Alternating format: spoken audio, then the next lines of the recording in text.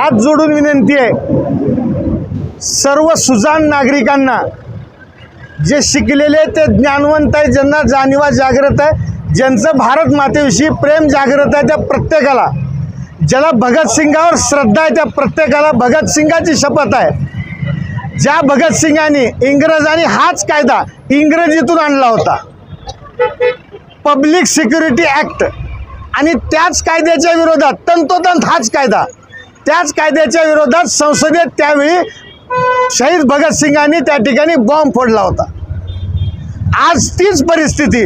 आज काय झालंय, एका बाजूला केंद्रीय गृहमंत्री सांगतात नक्षलवाद संपलाय, मग दुसरं जी संपलेली आहे 7 मेल्यानंतर भुई थोपटण्यासाठी तेव्हा पब्लिक सिक्युरिटी ॲक्ट होता, आता जनसुरक्षा कायदा आहे. शुद्ध मराठीतून कायद्याचा मतितार सगळा तोच आहे. त्याच्या व्याख्या डाव्या नक्षलवादी कट्टरपंथी आणि तत्सम, ही तत्सम खूप मोठी लवचिक व्याख्या आहे. याच्यामध्ये कुणालाही जे ईडीत सापडत नाहीत, जसं की राहुलजीला सोनियाजीला यांनी प्रयत्न केले ईडीत सापडायचा, त्यांनी भरपूर चौकशा केल्या, काही केल्या, पण त्यांच्या चारित्र्य शुद्ध असल्यामुळं, ते निष्कलंक असल्यामुळं यांच्या हाती काही लागलं नाही.